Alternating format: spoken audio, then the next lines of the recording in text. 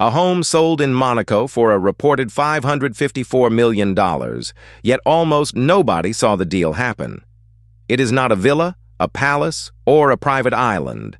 It is a 5-floor residence inside one of the most ambitious buildings ever raised from the Mediterranean. And the deeper you look, the stranger this record becomes.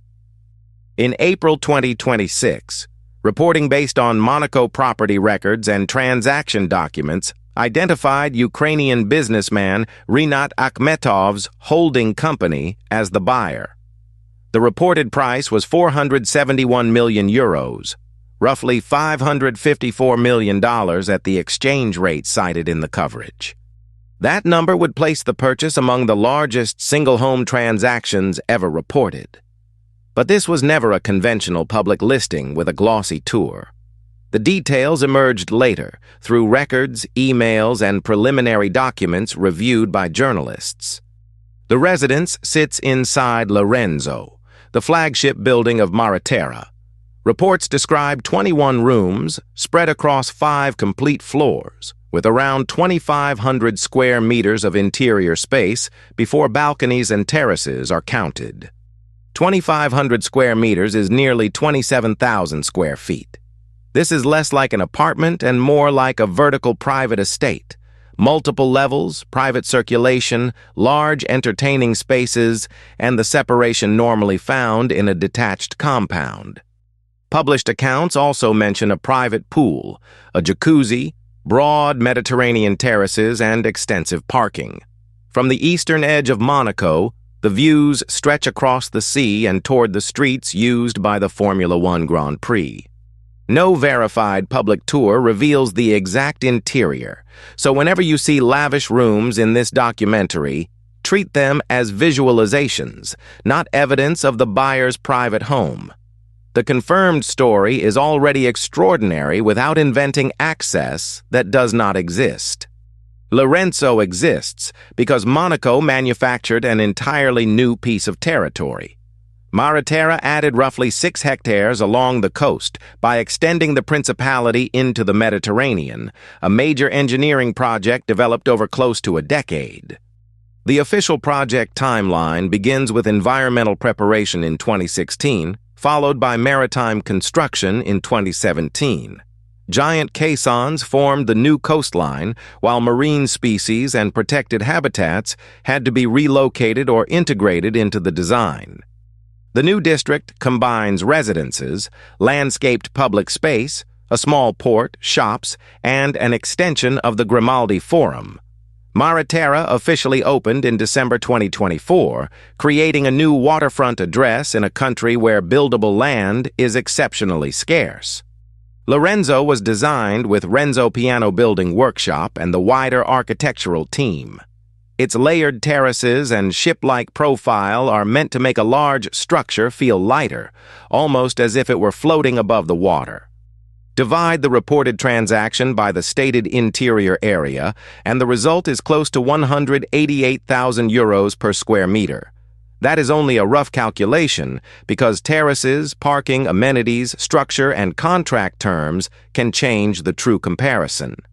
More importantly, a record deal does not establish the value of every apartment around it. Trophy properties trade on scarcity, privacy, architecture, timing, and the personal priorities of a very small number of buyers. They are closer to unique assets than standard housing. The old video compared the purchase with other homes too confidently. A better conclusion is narrower.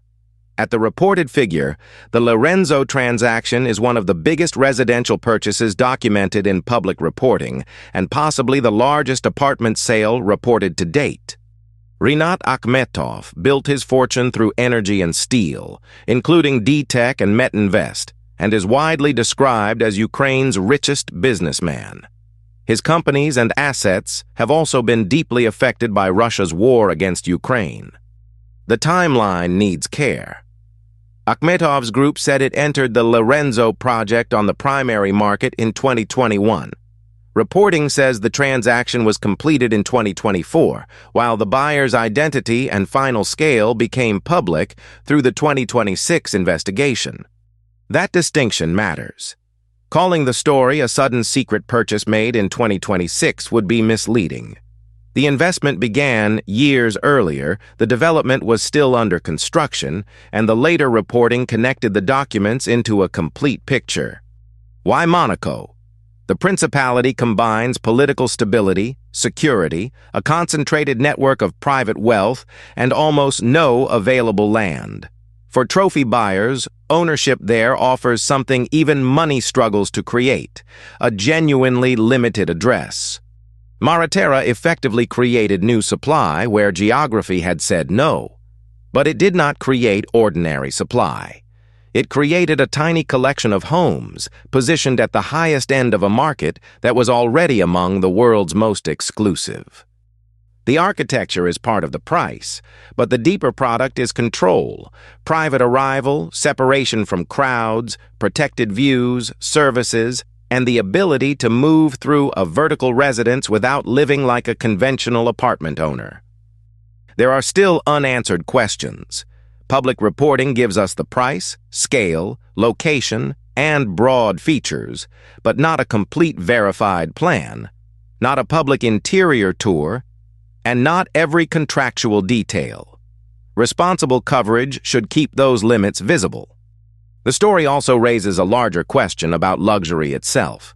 Is the ultimate status symbol a beautiful object, or is it access to space that the rest of the world cannot reproduce?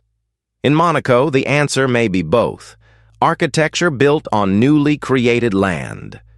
To understand why Renzo became a benchmark, we need to look beyond the private residence.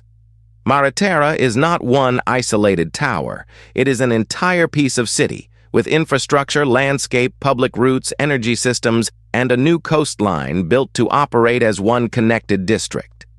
The official plan describes a largely pedestrian district with a planted park, waterfront promenade, retail spaces, underground parking, and a small marina.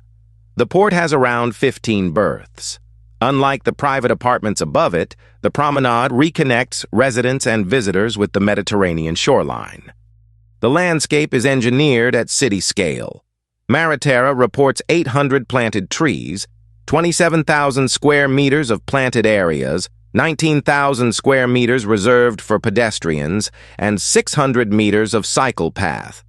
Those figures explain why the district is presented as more than a row of trophy homes. Below the polished architecture is an enormous hidden structure. The project documented the installation of 18 protective caissons, followed by deep foundations across the 6-hectare platform. By June 2021, the construction team reported that the 1,000th foundation pile had been completed. Energy also comes from the sea. A thalasso-thermal loop uses large heat pumps to take energy from seawater and provide heating in winter and cooling in summer. According to the project, renewable energy is designed to cover about 80% of the district's heating and cooling needs. The sustainability system includes about 9,000 square meters of solar panels. Half of collected rainwater is intended for reuse, supported by a 600 cubic meter storage pond. Smart meters, leak detection, adaptive lighting, and batteries turn the district into a managed energy network. Building into the Mediterranean created an obvious environmental challenge. The official program describes measures to protect 510 square meters of Posidonia oceanica, a protected seagrass, along with artificial reefs, habitat shelters, and monitoring intended to help marine life colonize the new coastline. Renzo's nautical appearance is deliberate. The official description calls it a fragmented vessel, shaped by light, air, and water. Its terraces break down the mass of the building, while the western position lets the structure rise above the port without presenting one flat wall to the sea.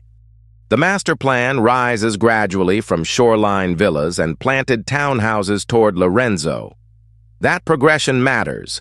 The tower is the climax of a designed landscape, not a standalone skyscraper. Architecture, gardens, marina, and promenade are composed to read as a single Mediterranean district. This creates a revealing contrast. The reported record apartment is intensely private, yet the land around it includes public space, art, walking routes, and access to the water.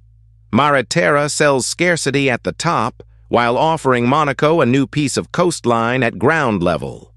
That contrast is also why visual honesty matters. Public images can show Mareterra, Renzo, and the engineering story. They cannot prove the exact layout or decoration of a private home.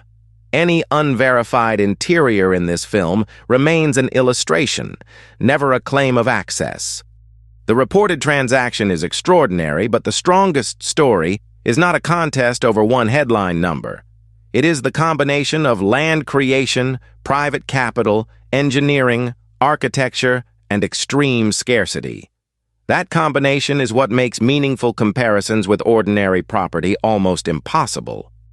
Renzo is therefore three things at once: a residence, a piece of infrastructure, and a global signal.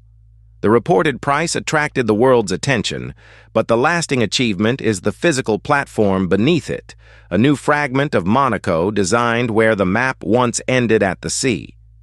If you want more evidence-led stories about the world's most extraordinary homes, machines, and private assets, subscribe to Luxury Exclusive. And tell us in the comments, is this architectural ambition or luxury taken too far? If you want to be a billionaire, like, subscribe, and comment. God bless you.